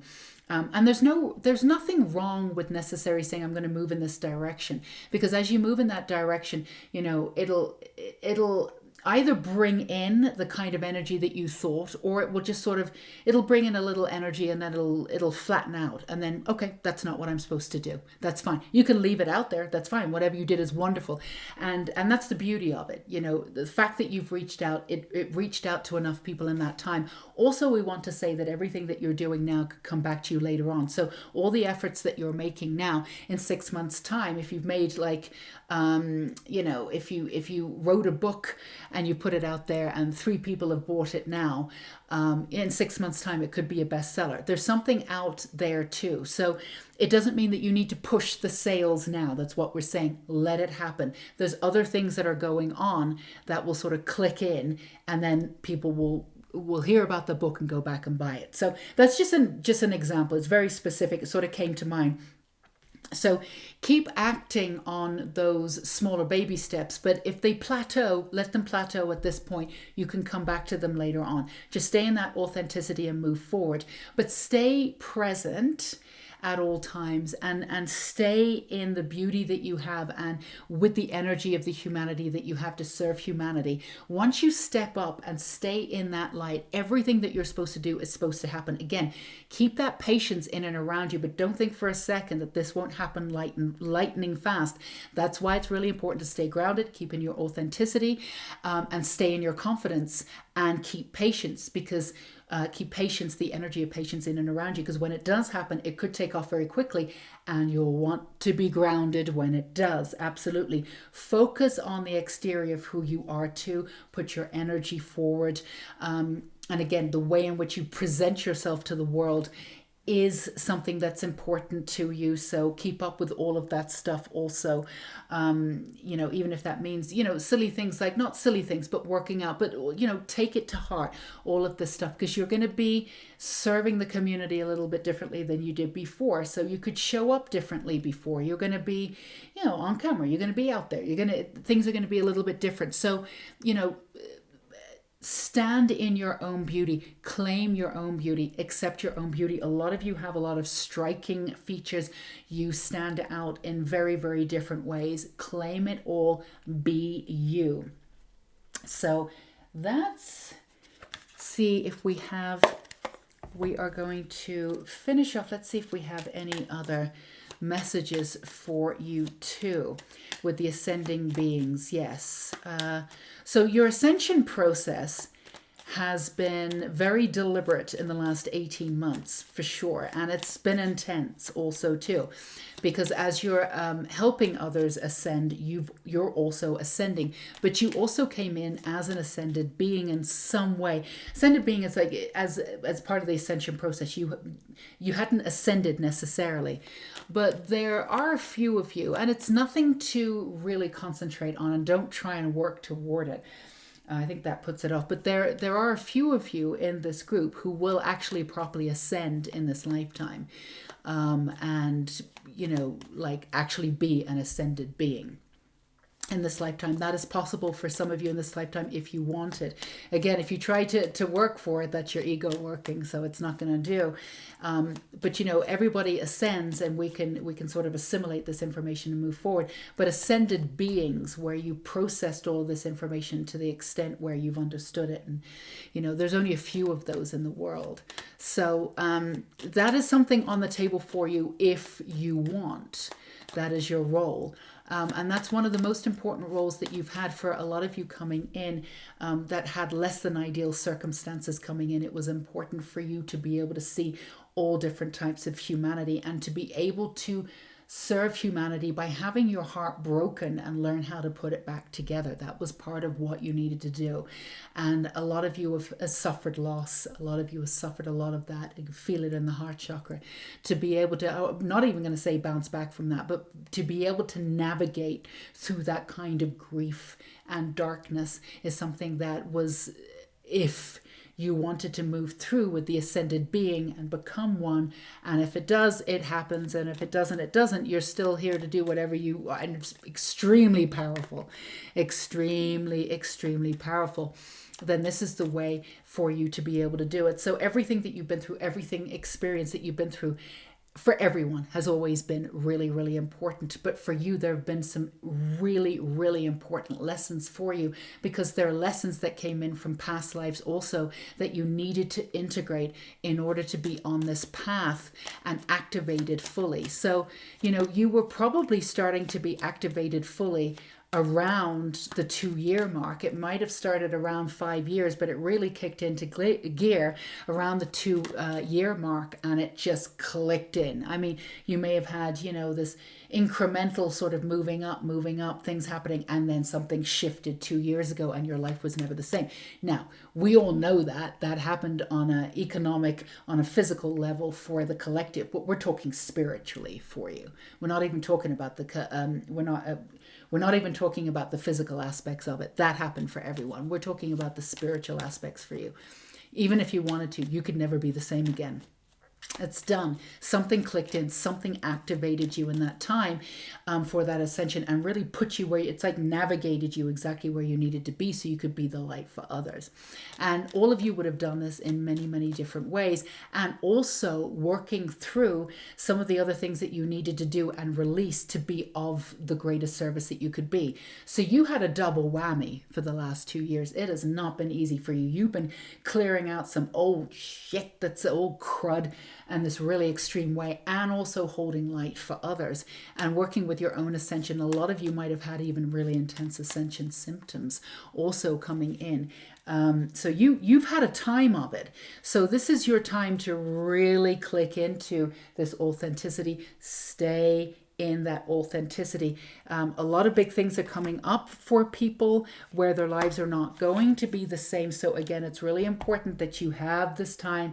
If you consider it a downtime, consider it a downtime, but get focused, because some of you are going to be making big moves or moving out of where you are. There's bigger things coming in, like physical bigger things that are going to change things.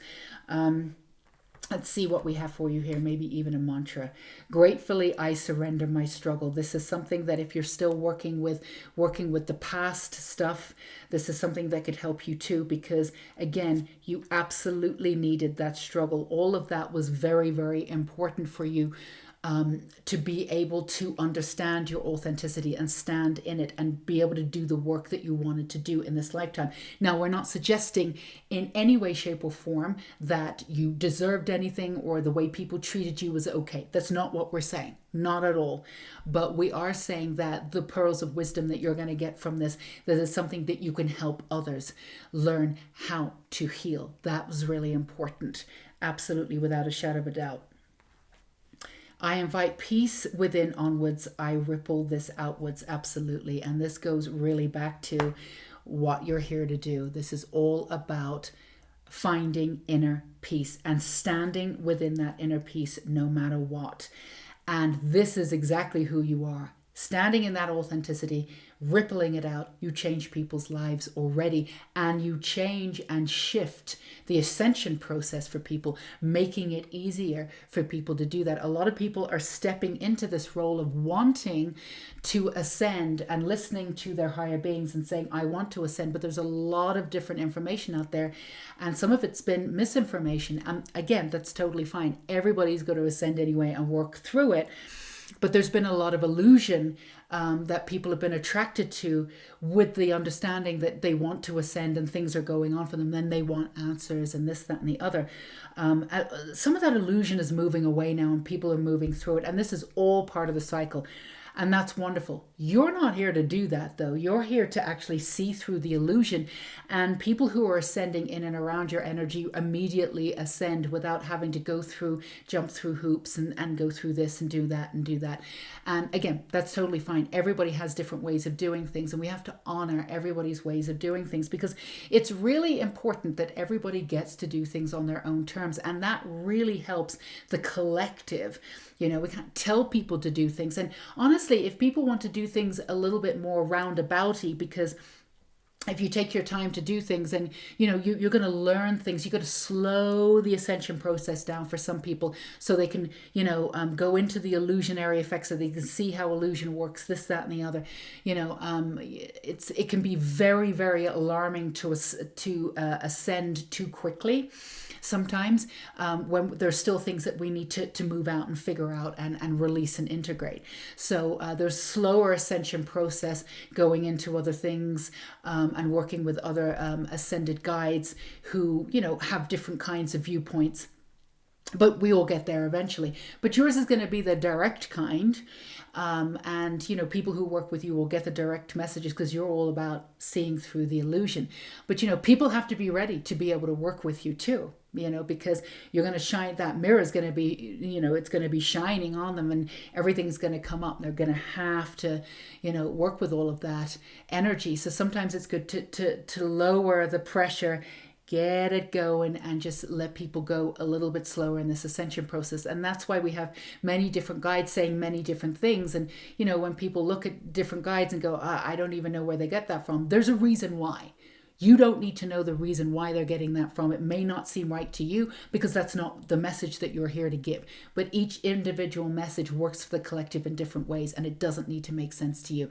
But yours is the most direct message possible, seeing through, for want of a better term, bullshit, the illusion, all of that stuff. So your higher guide, again, some of you may even become proper ascended masters. You might actually be able to send to this lifetime if you want to. It's not necessary, and this is nothing that you need to worry about or think about, but that is on the cards if you want it. So keep being you, work on the exterior, enjoy that beautiful essence that you have, and shining your light in a physical, visceral way in this world, and taking one step further on that leadership ability, and knowing that everything that you've been through has brought you to this moment. And honestly, you're absolutely glorious, that everything that's brought you here did its job.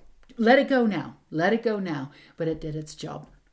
So that's what we have for you, Pile 1, or Lightworker, Pile 3 and Lightworker 3. We are sending you so much love and support for exactly who you are and where you are in the world. Go be you. Thank you for everything that you do, everything that you've done in serving humanity. Until we meet again, you take care. Bye-bye.